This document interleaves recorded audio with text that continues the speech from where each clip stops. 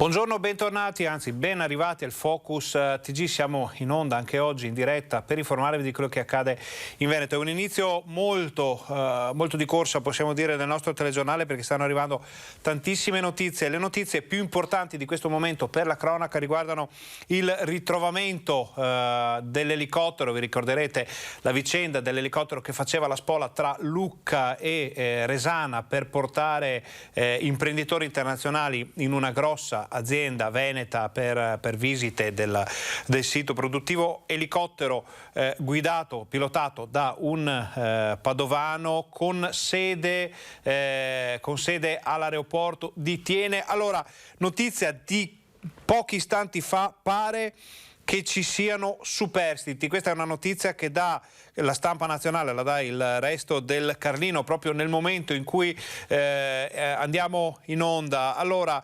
un escursionista avrebbe visto i detriti dell'elicottero, che è proprio quello che vedete in queste immagini che vedete. Avevamo avuto la possibilità di filmare l'elicottero proprio a Resana qualche giorno fa. Pare che siano stati visti dei detriti di questo elicottero sul monte Cusna. Siamo nella zona dell'Appennino fra Toscana ed Emilia Romagna. Secondo le prime informazioni non è escluso che ci siano superstiti. Ribadiamo, è una notizia che dà la Stampa Nazionale, quindi è tutto ancora da vedere e da verificare. Naturalmente saremo poi in grado di darvi altre informazioni nel corso del nostro telegiornale. Allora, andiamo avanti con il TG, perché proprio pochi minuti fa invece ci è arrivata una notizia tragica dalle Dolomiti, dal Bellunese. I vigili del fuoco del distaccamento di Santo Stefano in Cadore sono intervenuti per l'incendio di un camper parcheggiato in una piazzola di sosta sulla strada Prepalus San Marco, nel territorio di Auronzo di Cadore. All'interno del veicolo c'era un uomo che, secondo le prime informazioni, anche qui tutto da vedere, da stabilire, da ricostruire, pare stesse dormendo nel mezzo, che ha preso fuoco ed è morto. È stato trovato senza vita, i suoi resti carbonizzati sono stati rinvenuti dai vigili del fuoco. Anche in questo caso notizia in aggiornamento, poi sentiremo i nostri colleghi della redazione di Belluno per capire esattamente che cos'è successo. Invece un alpinista, visto che siamo in zona, rimaniamo sulle Dolomiti, un alpinista di Taiwan è rimasta sospesa nel vuoto a un centinaio di metri da terra sulla torre piccola del Falzaro, che è stata recuperata assieme al compagno di cordata dall'elicottero del SUEM di Pieve di Cadore. Lei di Taiwan, lui austriaco. Dopo aver scalato la via delle guide hanno sbagliato a fare una cosiddetta calata per scendere, sono rimasti bloccati, sono stati salvati dai vigili del fuoco. Prima di andare a capire che cos'è successo invece a Portogruaro, dove ieri si è verificato l'ennesimo suicidio di questo periodo davvero drammatico sotto questo punto di vista, andiamo a vedere un ciclista investito da un'auto pirata. Si sta stringendo il cerchio attorno all'automobilista. Si stringe il cerchio intorno all'automobilista che ieri pomeriggio ha investito un ciclista a Breda di Piave, lasciandolo a terra in gravissime condizioni e dandosi poi alla fuga. Gli agenti della polizia locale intercomunale stanno compiendo tutte le indagini del caso. In mano hanno uno degli specchietti laterali della vettura che nel violento impatto col ciclista si è staccato. Nel tentativo di occultare l'accaduto, il pirata della strada potrebbe rivolgersi a carrozzerie o officine che in queste ore vengono passate al setaccio. E al vaglio sono anche i filmati delle telecamere di videosorveglianza della zona, pubbliche e private, così da verificare il passaggio di veicoli lungo la strada tra Breda e Varago di Maserada, quella in cui si è verificato il sinistro. Alcuni testimoni hanno inoltre già indirizzato i vigili verso un veicolo visto allontanarsi dalla zona nel frangente dell'incidente. L'alternativa auspicata dalle forze dell'ordine è che il responsabile dell'investimento si costituisca, evitando così l'arresto per omissione di soccorso. Il ciclista, un 57enne di paese, versa tuttora in condizioni molto serie. La prognosi è riservata. Come dicevamo, andiamo adesso a vedere l'ennesima tragedia domestica di questo 2022, un uomo soffoca la moglie a Fossalta di Portogruaro, poi si toglie la vita tagliandosi la gola con un coltello, a scoprire tutto un parente. Vediamo. Il marito non era detentore di armi da fuoco, 2 persone incensurate, una famiglia normalissima e tranquillissima, diciamo che è un fatto inaspettato. La dinamica è ancora in corso di aggiornamento. C'è un movente possibile? Questo è tutto ancora in corso di attività e stiamo capendo per quale sia stato il motivo. Più o meno? Nel primo pomeriggio. Verso le 2, 3? Tra le 2 e le 3, questo potrebbe essere l'orario. Che mi fosse caduto il mondo addosso. Impensabile. Era tranquilla? Tutti e 2 si amavano, non so cosa può essere successo. Ma lei si è fatto un'idea? Quanti anni con lei? Più di 15 anni. Più di 15 anni, quindi la conosceva bene? Sì, madonna. Com'era come persona? A Astiago. Com'era come persona? Tranquilla. Aveva la Lola, un cagnolino lì che era come un bambino per loro. Non so adesso cosa farà. Ma lei ha detto di un marito che potesse pensare un po' violento, cose del genere? Geppo era un pezzo di pane. Proprio un pezzo di pane. Non so. Non immaginabile. Hanno mai detto che aveva un problema? Hanno venduto la casa a Astiago lì e i soldi ne avevano in banca. Era venuta oggi al lavoro? Penso di sì, stamattina. Domani mattina doveva andare, adesso devo andare a prendere le chiavi perché sennò come facciamo? Lei c'ha il marsupio con tutte le chiavi che deve fare, no? L'hanno chiamata, che cosa le hanno detto? E mi ha chiamato il ragazzo qua che abita di fronte dicendomi sta brutta cosa qua. Lei lavora con lui? Sì. Quindi a San Marco? Alla San Marco Gas. Com'è? Tranquillo. Sì. Ieri mattina l'ho visto, ero tranquillo. Mi dispiace anche che non doveva fare questi gesti qua. Ma è come guardia giurata, giusto? No, siamo come Vigilanti? vigilanza notturna all'incendio alla San Marco Gas a Somaga. È venuto, le ha detto qualcosa, aveva dei problemi? No, ero tranquillo, tranquillissimo. Sorridente, tranquillissimo. Con non senza so. armi? Con o senza armi? Beh, senza arma là, non si possono usare armi perché c'è gas. È tranquillo, non le ha mai detto che aveva un problema? Sorridente, no, sono andato a trovarlo e lui faceva un doppio lavoro, faceva il meccanico anche. Faceva anche il meccanico? Meccanico, sì. Dove, sempre qua nella zona? A San Giorgio, a Tagliamento. Ma l'ho visto sorridente, abbiamo parlato un pochettino e poi sono andato via. Ma il doppio lavoro che aveva problemi di soldi allora, non so, magari... No, stava bene. Si è fatto un'idea di cosa può essere accaduto quindi? Non so se litigava con sua moglie, ogni tanto litigava con sua moglie, però non so che problemi avevano. Era geloso? No. Al momento che è successo pensavo a qualche ragazzo sotto le macchine. Lei li ha mai visti litigare, sentiti litigare? Ma no signora, per carità. Posso dirle che non capisco neanche perché sia successo. Si vedevano, insomma. Ci si vedeva, ci si dava il buongiorno, 2 chiacchiere perché avevamo il cagnolino, ma niente di più, guardi. Io posso dire 2 persone calme, tranquille, di una certa serenità che anche per noi... E mai le avete sentite litigare? O... No, lei so che è una persona che andava a fare pulizie con l'agenzia di pulizie, mi è capitato di vederla la mattina che saliva, che arrivava la sua collega, andavano via in macchina, che ritornava a casa. Sentiamo anche la voce, le prime dichiarazioni di un nipote. Quando l'hai scoperto? Te l'hanno detto? Su un articolo su internet, tramite un cliente. Dov'è che hai il distributore? Prima dell'autostrada a Portogruaro. Che cosa ti hanno detto?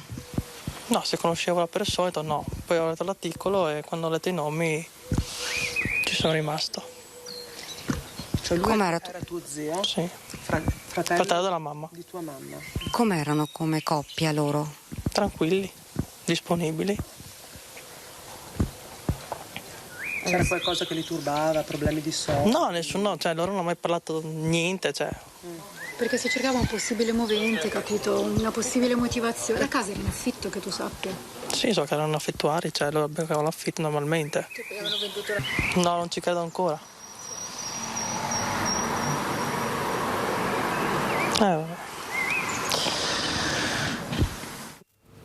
Una Una tragedia della quale si stanno occupando i nostri colleghi della redazione di Sapiaggio di Callalta e di Venezia, proprio per approfondire, capire che cos'è successo. Potremo essere più chiari anche in questo caso nel corso della nostra informazione e nei nostri telegiornali. Adesso facciamo una brevissima pausa pubblicitaria, voi state con noi perché torniamo fra pochissimo.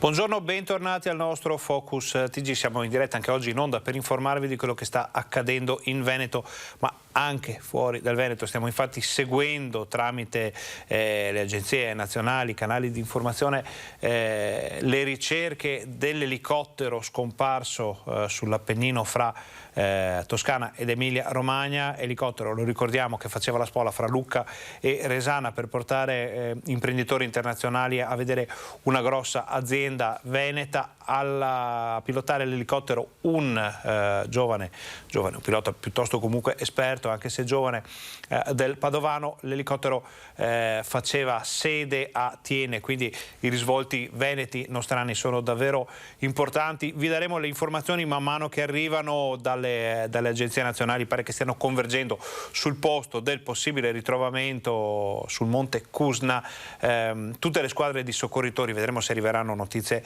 importanti da qui a breve. Però continuiamo a parlare della cronaca in Veneto. Abbiamo visto nella prima parte della nostra informazione l'ennesimo omicidio-suicidio di questo periodo davvero devastante e proseguono intanto le indagini su quello che è avvenuto pochi giorni fa a Vicenza, dove un uomo ha ucciso 2 donne e poi si è tolto la vita. Il silenzio dell'assassino, un silenzio cupo di morte con cui Zlatan Vasiljevic ha avvolto per sempre, portandoseli nella tomba troppi perché e anche qualche come. Perché è arrivato a una follia così cinica, spietata, violenta, e come ha agito, con quale dinamica, da quanto pianificava il massacro. Non ci sono risposte. Gli investigatori stanno ricostruendo la dinamica del duplice delitto per capire come il killer sia arrivato a distruggere la vita dell'ex moglie Lidia Milikovic e dell'ex compagna Gabriela Serrano, freddate con la stessa pistola, detenute illegalmente e, da quanto risulta, con matricola brasa. Ma con sé Zlatan Vasiljevic aveva un arsenale che doveva aver messo insieme nel tempo. All'interno della vettura su cui è stato ritrovato morto, la polizia ha rinvenuto una seconda arma da fuoco di piccolo calibro con munizioni. E poi c'erano le granate e gli ordigni lanciati in 3 momenti diversi. Nella campagna, dopo aver crivellato di colpi l'ex moglie in via Vigolo, e ancora nello spartitraffico tra l'A4 e la tangenziale di Vicenza, vicino alla piazzola di Sosta, dove è stata ritrovata la vettura col suo carico di morte. E infine in A4, dove le schegge rilasciate dall'esplosione hanno danneggiato gravemente una macchina di passaggio, per fortuna senza ferire nessuno. Ma cosa voleva ottenere il killer? Voleva fare una strage innescando una serie di incidenti in autostrada? È come se le era procurate quelle granate di fabbricazione slava M52, lo stesso modello di quelle usate durante la guerra nell'ex Jugoslavia. Che piano aveva? Poteva fuggire? Avrebbe potuto provarci. Si trovava su una macchina coi finestrini scuri, non direttamente collegata a lui. Da quel che risulta sarebbe stata ancora intestata all'ex marito di Gabriela Serrano. Zlatan Vasiljevic avrebbe potuto tentare di raggiungere il confine per poi fuggire a piedi, provando a far perdere le sue tracce. E invece all'interno dell'autovettura sono stati trovati gli esiti di un incendio procurato con del liquido infiammabile. Una serie di gesti, dal lancio delle granate al tentativo di dar fuoco all'auto prima di togliersi la vita, che difficilmente si collocano in un piano prestabilito. Voleva uccidere, questo è certo, aveva con sé delle armi raccolte clandestinamente nel tempo per chissà quale scopo. Forse aveva già stabilito di fare la mattanza e quando ha iniziato il folle sterminio delle sue ex compagne probabilmente aveva anche già deciso di farla finita, di autoeliminarsi. Però aveva nascosto bene i suoi progetti di morte. Li aveva nascosti dentro a una quotidianità apparentemente tranquilla, dentro a un silenzio che è il silenzio dell'assassino. E qualche giorno fa pare che una delle due donne uccise poi dall'assassino avesse ricevuto quasi una lettera anonima in cui si diceva stai attenta. Vediamo. Un vulcano silente, ma esplosivo, estremamente pericoloso. È il profilo che si sta delineando di Zlatan Vasiljevic, il killer che improvvisamente è scoppiato con cinica violenza, annientando la vita delle sue ex compagne, l'ex moglie Lidia e l'ex fidanzata Gabriella Serrano. Che fosse pericoloso Zlatan lo si sapeva da tempo. La Procura di Vicenza riferisce che dal 4 aprile del 2019 al 2 febbraio del 2021 per circa 2 anni era stato continuamente sottoposto a misure cautelari. Il 2 luglio del 2020 era stato condannato a 1 anno e 10 mesi in primo grado per maltrattamenti e lesioni gravi e il giudice dell'udienza preliminare di Vicenza non aveva concesso la sospensione condizionale della pena, sostenendo che l'uomo, oltre all'abuso di alcol e alla protrazione dei maltrattamenti nei confronti di Lidia, aveva un sostrato culturale arretrato basato su una concezione del rapporto uomo-donna di tipo padronale e dominante che nemmeno l'avvio del procedimento penale aveva scardinato e ridimensionato. La relazione del servizio dipendenze dell'Ulsotto di Vicenza al termine di un periodo di trattamento terapeutico e rieducativo presso un'associazione aveva dato una valutazione finale positiva e il futuro killer, in secondo grado presso la Corte d'Appello di Venezia, aveva goduto di uno sconto di pena e della sospensione condizionale. Oggi, dopo la tragedia, il ministro della Giustizia, Marta Cartabia, avrebbe chiesto ai suoi ispettori di avviare approfondimenti. Il primo passo dell'ispettorato, una volta aperto il fascicolo, a quanto risulta, sarà chiedere una relazione ai vertici degli uffici giudiziari. La procura fa sapere che l'ultima denuncia presentata dall'ex moglie Lidia risalirebbe al 19 marzo del 2019 e, dopo la sentenza d'appello, non sono più pervenute notizie di reato. Il dato concreto a disposizione delle autorità è che dal febbraio dello scorso anno, data in cui era stata emessa la sentenza d'appello che ne disponeva la liberazione condizionale, non sono più pervenute all'autorità denunce di ulteriori comportamenti illeciti da parte del soggetto. Ma Zlatan Vasiljevic era un vulcano pronto ad esplodere all'improvviso, come poi nei fatti è avvenuto. Adesso le indagini procedono per ricostruire non il perché di una tragedia che non ha logica, ma il come, la dinamica che ha portato alla mattanza. Sicuramente lo scopo è appunto quello di ricostruire tutta la vicenda nella sua dinamica e nella sua cronologia. Al vaglio degli investigatori anche una lettera anonima di avvertimento a Lidia, trovata nella cassetta della nuova abitazione che lei e il nuovo compagno stavano acquistando a Vicenza 3 giorni prima del duplice omicidio. Il testo sarebbe stato scritto in una calligrafia quasi incomprensibile e avrebbe contenuto un avvertimento a Lidia di non andare in giro, firmato una tua amica. Adesso gli investigatori stanno passando al setaccio le immagini di videosorveglianza della zona dove Lidia è stata trovata morta. Ritengo che questo sia uno degli aspetti tecnici e investigativi che gli inquirenti stanno prendendo in esame. L'ultimo saluto alle due donne potrebbe arrivare già la settimana prossima, si attende il nulla osta.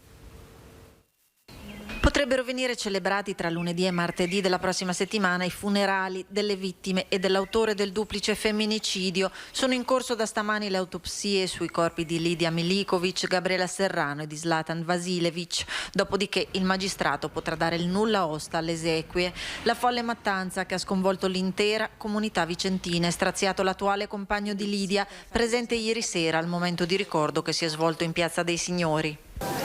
È stata una tragedia annunciata, sì, perché si sapeva chi era, che persona era e cosa poteva fare. Di lei restano i ricordi, la vicinanza, la paura condivisa in questi anni, l'addio di quel giorno in cui insieme nel pomeriggio sarebbero andati a firmare le carte per il rogito, appuntamento a cui Lidia non è mai arrivata. Resta ora un mazzo di rose in via Vigolo dove si sono interrotti i loro progetti. Si vive cercando di dare conforto, ma quando hai la paura nel cuore, quando hai la paura dentro, puoi dare tutto il conforto che vuoi, ma quella cosa dalla testa non ti uscirà mai. La giustizia dovrebbe fare di più. Come ho già detto, forse dovrebbero uscire un po' più dai loro schemi. L'abbraccio dell'amministrazione che per martedì ha convocato un consiglio comunale straordinario per far luce sul tema dei femminicidi, tema sul quale si interrogano le autorità, i sindacati, i vicentini che rivolgono il pensiero ai figli delle due vittime. Sono fatti gravi che hanno sconvolto tutta la nostra collettività. Certe cose non possono ancora accadere né ora né mai, mi ha colpito profondamente, ma per l'efferatezza della violenza con cui è stata perpetrata questa barbarie. E mi dispiace profondamente anche per i figli delle rispettive donne che sono state uccise. Per ricordare che comunque nell'umanità comunque la femminilità è presente anche negli uomini e quindi un uomo che uccide una donna ha già ucciso la sua femminilità. Ci ritroviamo sempre e comunque con il discorso della solidarietà quando il fatto è accaduto, mentre dovremmo mettere in atto cose preventive perché questi fatti non accadino più. E penso che siano delle situazioni che sono molto più vicine a noi, più di quanto si possa pensare. Quest'ultima frase suona come un ammonimento, infatti a Padova minacciava e picchiava l'ex compagna, arrestato un 32enne. Per 4 anni ha picchiato, minacciato e insultato l'ex convivente, rendendole la vita un inferno. Gli agenti della questura di Padova hanno arrestato un 32enne rumeno in esecuzione di una sentenza della Procura della Repubblica del capoluogo euganeo che prevede 2 anni di reclusione per condotte violente nei confronti dell'ex convivente. Dal 2016 al 2020, infatti, l'uomo ha vessato fisicamente e psicologicamente la compagna. Le indagini hanno appurato come l'uomo picchiasse la donna e con prese violente la scagliasse contro mobili e mura di casa. Accecato dalla gelosia, l'uomo impediva alla compagna di uscire con le amiche, chiudendola in casa. Nell'estate del 2020 lei tentò di cacciarlo dall'abitazione, ritrovandoselo però davanti a casa nel cuore della notte, completamente ubriaco. L'uomo ha sfondato la porta gridando che avrebbe ammazzato tutti, una situazione che sarebbe precipitata se non ci fosse stato il tempestivo intervento delle forze dell'ordine. Da qui il processo, la condanna e l'arresto che arriva all'indomani di una vicenda come il duplice femminicidio di Vicenza che ha scosso l'opinione pubblica. Prima di andare in pubblicità, un aggiornamento sulla notizia con cui abbiamo aperto il nostro telegiornale. Si stanno calando, grazie agli elicotteri, sul posto del ritrovamento dei rottami del cratere, degli alberi incendiati sul monte Cusna, di cui possiamo già farvi vedere la mappa, grazie alla regia di Fabio Verini, Alessandro Costacurta. I soccorritori si stanno calando sul posto in cui sono stati rivenuti i rottami. Non si sa ancora nulla sulla presenza di eventuali superstiti. Vedete, siamo sugli Appennini fra Lucca e l'Emilia Romagna, in una zona piuttosto fuori mano, non ci sono abitazioni, non ci sono paesi, non ci sono cittadine, c'è qualche rifugio in zona, ma non è detto che siano già aperti di questa stagione. Allora saremo più chiari anche su questo al ritorno dalla pubblicità, perché adesso facciamo una brevissima pausa. Voi state con noi, torniamo fra pochissimo.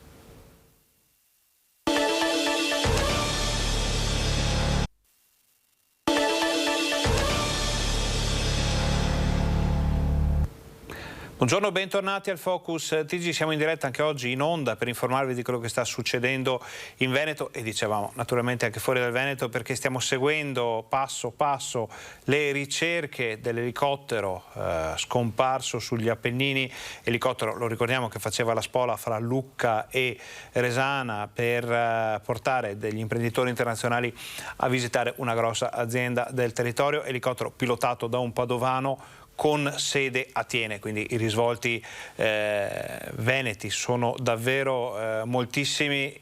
Stiamo cercando di avere altre informazioni da chi è sul posto, dalle squadre di soccorritori che si stanno avvicinando all'area in cui sono stati trovati i detriti. Ci sarebbero alberi bruciati, pezzi di lamiera.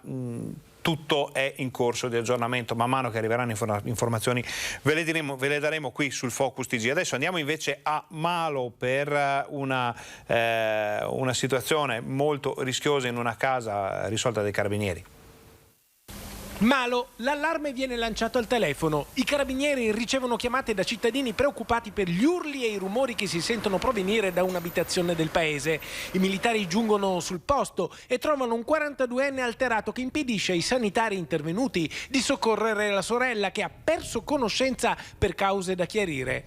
Alla vista dei carabinieri l'uomo diventa ostile, provocatorio e si oppone con forza al controllo della casa. I militari trovano però una piccola quantità di sostanze solitamente usate per il taglio della cocaina. Portato in caserma, il 40enne è stato arrestato in flagranza per resistenza a pubblico ufficiale. L'uomo è stato trattenuto nelle celle di sicurezza fino al procedimento in tribunale a Vicenza, che ha convalidato l'arresto. Andiamo ora nel Trevigiano, dove è in corso la caccia all'uomo vera e propria per cercare di rintracciare l'evaso dal carcere trevigiano. Potrebbe avere già varcato i confini nazionali Edison Pula, il 27enne albanese evaso giovedì all'alba dal carcere di Santabona, una fuga da film tentata anche da altri 2 connazionali subito bloccati dalla polizia penitenziaria. Pula invece si è dileguato, letteralmente scomparso nel nulla. Nessun avvistamento infatti è stato registrato a nord-est nelle 24 ore seguenti. Come volatilizzato, agenti militari hanno battuto l'intera regione ma senza nessun risultato concreto, il che fa propendere le stesse fonti investigative per un'evasione organizzata da tempo, scientifica nei tempi e nei modi. Quasi sicuramente qualcuno lo aspettava nelle vicinanze di Santabona e gli ha consentito di far perdere le proprie tracce. Difficile comunque che il giovane sia ritornato in Albania, suo paese natale, dal quale tra l'altro era fuggito a suo tempo. Sulla sua testa pende una condanna da scontare a 16 anni per tentato omicidio, rapina, detenzione di esplosivi, spaccio. A Santabona si trovava da febbraio dopo l'arresto della squadra mobile in un casolare di Carbonera, diventato quartiere generale di una banda specializzata in furti, 50 quelli messi a segno nell'autunno scorso tra Marca e Bellunese, compresi alcuni assalti alle ville del Terraglio, un curriculum che per il direttore del carcere non lascia spazio a dubbi. È un soggetto pericoloso, nel senso che si è reso responsabile di alcuni reati di un certo spessore. Cosa dire alla cittadinanza? Ecco, io credo che le forze dell'ordine sapranno presto riprendere l'evaso. Non credo che avrà una lunga vita di latitanza. Questa almeno la convinzione di Quagliotto, che a sua volta in queste ore sta portando avanti verifiche interne. C'è stato l'utilizzo di un oggetto non consentito, che non poteva essere in disponibilità delle persone, e pertanto è evidente che qualcosa ha fatto difetto. Su come la lima usata per segare le sbarre sia entrata nella casa circondariale non si esclude nessuna ipotesi, nemmeno quella più suggestiva, ovvero il trasporto tramite drone, che certo sembra improbabile. Per il direttore di Santabona poi non ci sarebbe nessuna relazione tra l'aggressione di mercoledì, che ha creato scompiglio all'interno del carcere, e la fuga all'alba del giorno dopo. Non ci sono elementi per poter dire che ci sia un nesso fra i 2 eventi, perché il primo non ha causato la distrazione di forze rispetto al secondo, quindi non c'è stato un diversivo di fronte, ecco, in questo sempre usare un linguaggio militare, ecco, per capirci. Restano le polemiche sulla sicurezza dell'istituto penitenziario e la carenza di personale più volte denunciata dai sindacati, ma per Quagliotto l'allarme va circoscritto. Sono 135 dipendenti su una pianta organica prevista di 165, il 18% in meno. L'ultima evasione riuscita a Santabona risale al 1977, protagonista il brigatista Prospero Gallinari. Oggi il romanzo criminale si è aggiornato. In una nota all'SPP, il sindacato Polizia Penitenziaria parla di un abbraccio mortale fra criminalità albanese e 'ndrangheta. Lo stesso Pula è definito molto pericoloso, anche per questo la caccia all'uomo continua. Ci spostiamo nell'Alta Padovana per verifiche da parte della polizia locale in case casolari. Occupavano abusivamente una casa sull'argine del Musona, a Campo d'Arsego. 9 persone, tutte nigeriane, tra di loro 4 minori, sono stati scoperti dalla polizia locale, intervenuta insieme ai servizi sociali per dare esecuzione ad un'ordinanza di liberazione di un immobile pignorato emessa dal Tribunale Civile di Padova. Le 2 famiglie, gli agenti della polizia locale, hanno detto che pagavano un affitto mensile ad un connazionale per occupare l'immobile pignorato. Connazionale che, sempre a loro dire, era residente nella villetta, ma poi si era reso irreperibile trasferendosi all'estero. Tra le persone identificate c'era anche una 40enne nigeriana con il permesso di soggiorno scaduto da 2 anni. Chiudiamo la pagina della cronaca con un'intervista a un bagnino eroe che ha salvato la vita di una persona che si era sentita male a Venezia. Con un massaggio cardiaco lungo circa 40 minuti è riuscito a soccorrere e far riprendere conoscenza a una giovane donna di 31 anni, colta da malore l'altro pomeriggio mentre faceva il bagno in mare davanti alla spiaggia libera degli Alberoni al Lido di Venezia. Lui è Sebastiano Caldara, giovanissimo bagnino di salvataggio di appena 21 anni, ma lui, di fronte agli elogi che tutti gli hanno tributato, quasi si schernisce. No, non mi sento un eroe perché ho fatto solo il mio lavoro e il mio lavoro è quello di tutelare le persone e è quello che ho fatto. Questa passione è nata 5 anni fa perché io ho fatto il corso per bagnino non essendo troppo interessato. Dopodiché ho lavorato una stagione come bagnino e l'ho già sentito un lavoro dove potevo aiutare persone. Sebastiano ricorda i momenti drammatici che hanno portato al salvataggio della ragazza che in mare davanti alla spiaggia libera, confinante col stabilimento balneare dove lavora, ha perso i sensi. Senza battito cardiaco, senza polso, non respirava in acqua. Ho mollato tutto quello che stavo facendo e senza pensarci 2 volte ho preso e sono corso in acqua. Questo mio collega mi ha aiutato a tirarla su dall'acqua.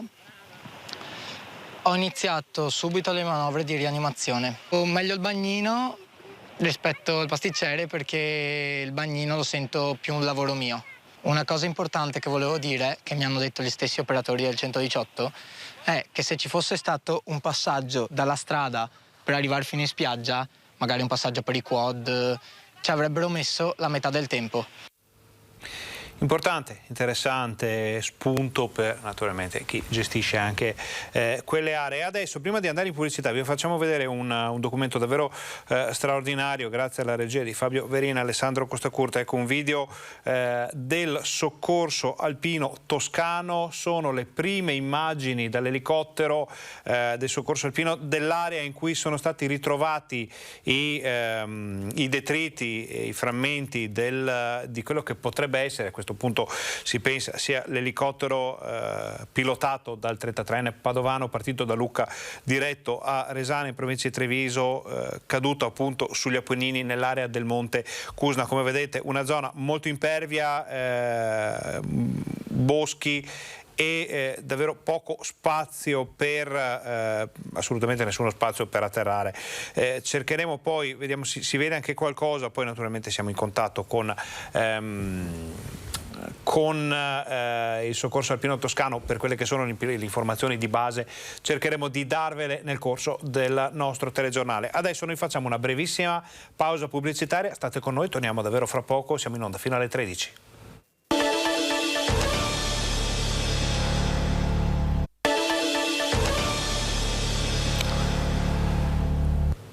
Buongiorno, bentornati al Focus TG, siamo in diretta anche oggi in onda per informarvi di quello che sta succedendo in Veneto. Allora arrivano notizie drammatiche dall'Appennino fra Toscana ed Emilia. Pare che effettivamente i resti trovati sul monte Cusna, abbiamo visto anche poco fa un video del soccorso alpino toscano, siano quelli dell'elicottero partito da Lucca e diretto a Resana in provincia di Treviso con a bordo imprenditori del settore della carta, imprenditori internazionali, libanesi, turchi, pilotato da un padovano, elicottero che faceva base, aveva la sede a Thiene.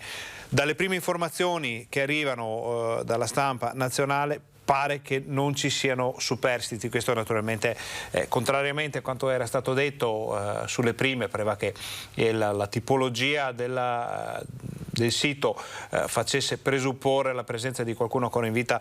Adesso ci fanno sapere che non sono state trovate persone vive. Ovviamente informazioni tutte da prendere con le pinze, ve le passiamo come arrivano dai flussi nazionali, perché questa è una vicenda di caratura ovviamente nazionale. Se ci saranno altre informazioni ve le daremo nel corso della nostra comunicazione qui del nostro Focus TG. Adesso cambiamo decisamente decisamente argomento. Andiamo a Vicenza, vediamo la cosiddetta protesta delle pentole vuote. Ascoltateci. Le pentole sono vuote a causa degli aumenti dei prezzi, caro vita, corsa al rialzo, per cui oggi in tutte le piazze italiane le associazioni dei consumatori hanno dato voce alle difficoltà delle famiglie. Le famiglie stanno stringendo la cinghia e stanno svuotando le pentole, rimandando anche il pasto e tenendo quello che si può spendere per i figli più piccoli.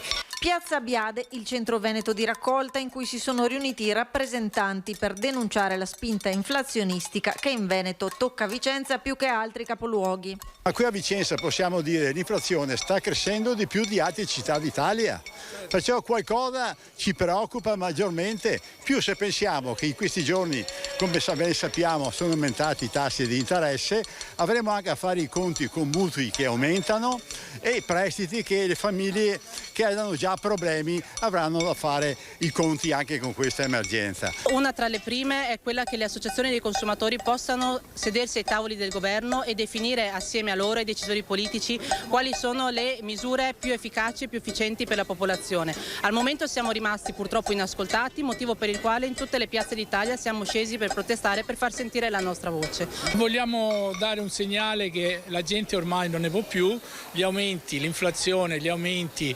gli alimentari, l'energia, tutto, ci stanno massacrando e a fronte di tutto ciò 200 euro di bonus da parte del governo. L'importanza di avere dei comitati territoriali presso per esempio il prefetto formati da personale delle associazioni consumatori che controllino i prezzi. Non c'è nessuna ragione per questi aumenti, è una speculazione, è una fortissima speculazione. E proprio su questo ha fatto luce il prefetto di Vicenza, che ha raccolto le proposte della delegazione. Il prefetto ha garantito che farà un'analisi evidentemente delle proposte per calarle territorialmente, però ci saranno delle determinazioni che saranno assunte a livello nazionale. Piuttosto io ho assicurato la mia disponibilità invece ad essere attento ad eventuali segnalazioni che su fatti specifici loro ritenessero di dover avanzare.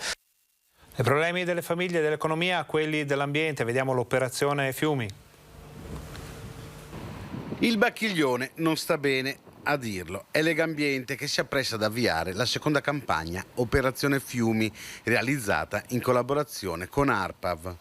Un progetto che mira a fotografare lo stato dei fiumi veneti.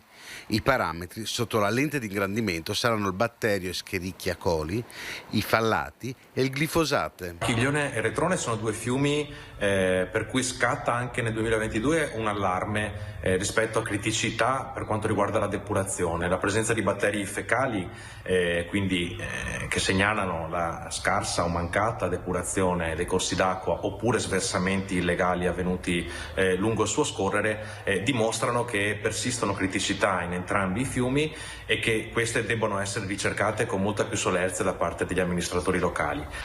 Una campagna anche di sensibilizzazione che coprirà tutto il Veneto.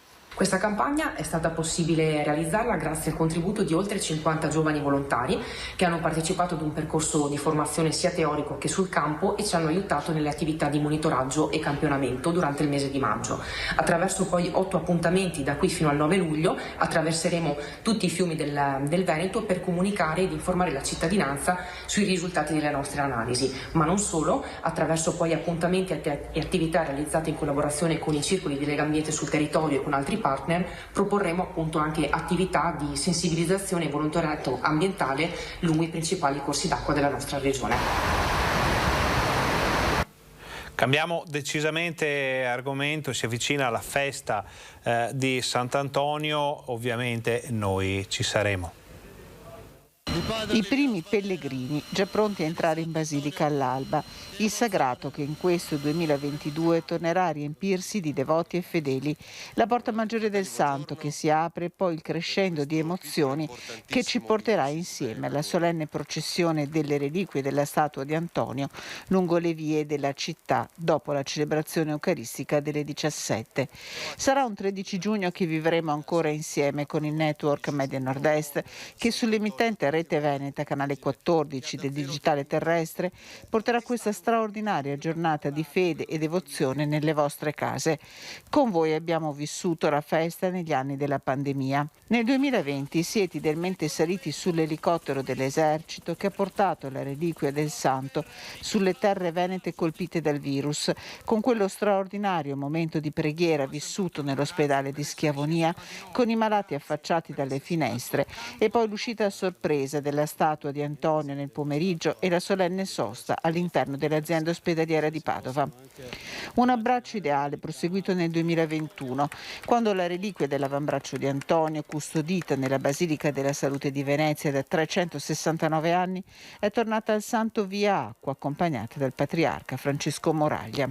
Un viaggio seguito passo passo e documentato fino allo straordinario corteo in Canal Grande del 20 giugno che ha riaccompagnato la reliquia alla salute.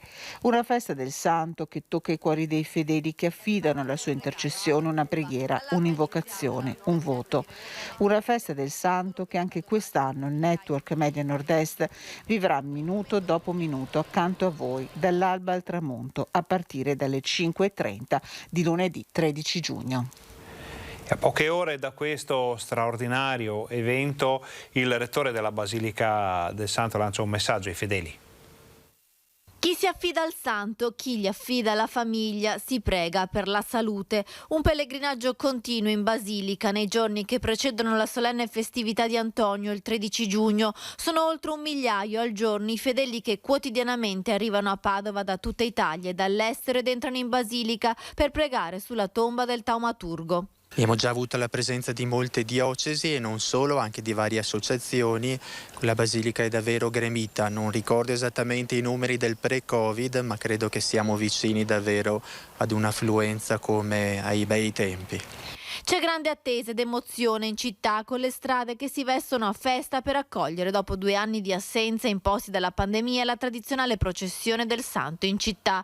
La festa di Sant'Antonio che ritornerà ad essere vissuta nella modalità tanto cara ai devoti, e ancora una volta il Network Media Nord-Est la vivrà accanto a voi, portandola in tutte le vostre case con la lunga diretta in onda su Rete Veneta, canale 14 del digitale terrestre, dall'alba al tramonto a partire dalle 5:30 del mattino fino alle 22:30.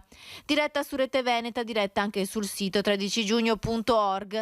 Nell'attesa della festa, il vescovo di Padova, Monsignor Claudio Cipolla, e padre Antonio Ramina, rettore della Basilica di Sant'Antonio, hanno rivolto un messaggio di fede ai devoti. Ci siamo lasciati interrogare fondamentalmente da qualche cosa che è sotto gli occhi di tutti, e cioè che tanti pellegrini si ritrovano con affetto attorno a Sant'Antonio dopo essersi messi tante volte in viaggio anche in maniera faticosa, prolungata. Allora il popolo di Dio che si mette in cammino. Ecco, ci piaceva sottolineare proprio questo aspetto, l'idea di una chiesa che è comunione, è fatta di persone a cui è sempre data la possibilità di mettersi in cammino, di ricominciare. Ecco, poi abbiamo richiamato certamente uno dei frutti più importanti della predicazione di Sant'Antonio sin dalle origini, che è quello della riconciliazione e della pace, che senz'altro è uno dei doni di cui oggi abbiamo più bisogno. Le celebrazioni arrivano anche fuori da Padova, dalla Basilica del Santo, anche a Cittadella. La festa di Sant'Antonio esce dai confini di Padova e coinvolge anche molti comuni dell'Alta Padovana, attraversati dal frate nei suoi pellegrinaggi. A Cittadella, per tutta la settimana, si è ripetuta una celebrazione voluta dai frati minori conventuali, e domenica ci sarà la messa solenne in Duomo alle 18:30, celebrata dal vescovo di Chioggia, Monsignor Adriano Tessarollo, e al termine della messa la statua di Sant'Antonio verrà portata in processione per le vie centrali di Cittadella. E al termine della messa la statua di Sant'Antonio verrà portata in processione per le vie centrali di Cittadella, con numerose benedizioni lungo il percorso. Si partirà dal Duomo, arrivando sul piazzale di San Francesco davanti al convento. Cambiamo ancora argomento, andiamo a Vicenza, parliamo di cultura. C'era Sgarbi in città, sentiamo cosa ha detto. Il dipinto è fuori molti colori, era molto scuro quando ero ispettore io, e viene fuori sempre di più la sua attitudine alla divagazione, cioè bambini, persone che non c'entrano, personaggi mascherati, ricchi, poveri, e poi un sacco di imbucati. È divertente per questo, e anche addirittura il divertimento dei panni stesi, dei panni all'asciugare. Secondo Vittorio Sgarbi, nella tela appena restaurata di Paolo Veronese, la cena di San Gregorio Magno, attraverso i colori rinnovati riemerge anche il carattere guascone e anticonformista del grande pittore rinascimentale. Oggi Vicenza celebra la restituzione alla città di uno dei gioielli più preziosi del suo patrimonio culturale. E oggi c'è grande gioia perché davanti a questa tela possiamo risvegliare e percepire il sogno di Dio, quello di sedersi a tavola con ciascuno di noi e sia lui stesso a passare il vino della gioia e dell'incanto. Uno dei passaggi fondamentali è la valorizzazione del nostro patrimonio, e chiaramente l'obiettivo di far diventare Monteberico, oltre che un punto di riferimento religioso ma anche culturale, passa anche per questo restauro. E a proposito di cultura, rivolgendosi al sindaco, Sgarbi ha voluto dire la sua sulla mancata proclamazione di Vicenza come capitale per il 2024. Le scene palladiane rievocate dal Veronese sono lì a sottolineare un primato mondiale indiscutibile. Ingiustamente Vicenza non è diventata capitale italiana della cultura, perché qualcuno, forse da sinistra, ha ritenuto che fosse più giusto far diventare capitale italiana Pesaro, non che non andasse bene. Però se la città è di destra, difficilmente le viene dato questo onore, qui non è mai capitato fino ad oggi.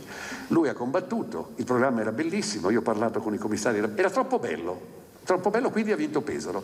Ora credo che la sua vittoria oggi sia dire che Vicenza è comunque capitale, è la più importante città del mondo per l'architettura, ha ispirato la Casa Bianca, Palladio è il più grande architetto del mondo, la presenza così attiva oggi è la prima galleria d'Italia in Palazzo Leoni Montanari, indica un'attenzione che credo sia più alta e più rassicurante di quella del Ministero se viene da quell'altro Ministero che è Intesa San Paolo, quindi tu stai tranquillo, sei la capitale italiana della cultura oggi e lo sarai per sempre. Lui ti ha detto avremo particolare attenzione per Vicenza.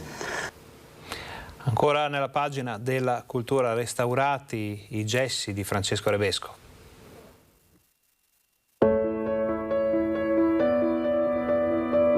Le opere d'arte di Francesco Rebesco tornano a casa, in una casa che è pronta a ospitare tutti per regalare emozioni indimenticabili.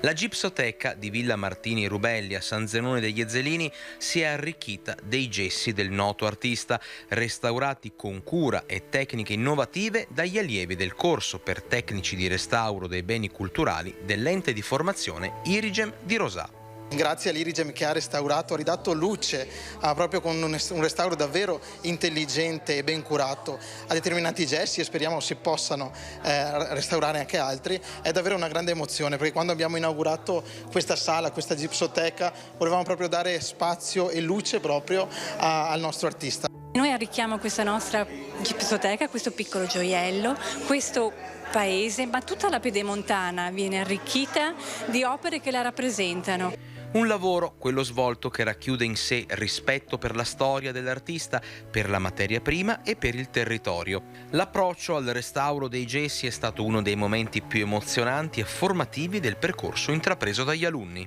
Quando hanno cominciato a vedere le puliture e i risultati che davano, è chiaro che l'emozione è sempre grandissima. Poi riportare, sapere che è un nostro scultore, chiamiamolo nostro, del nostro territorio, che ha una storia anche importante come uomo. Quindi quando siamo in contatto con un'opera non è che restauriamo solo l'opera, restauriamo una storia, è un passato, un'emozione che ci viene trasmessa, e loro l'hanno saputo leggere questo. Sono riusciti a portare a termine questi restauri in modo veramente incredibile. Io sono stata molto soddisfatta, e anche loro, veramente incredibile, bravi. Visibilmente commossi anche i figli di Francesco Rebesco. Che soddisfazione nel vedere oggi restituite queste opere d'arte. È logico, tanta soddisfazione, e dico che il padre meritava. Come rinascere questi lavori è come dire che è stato un capolavoro.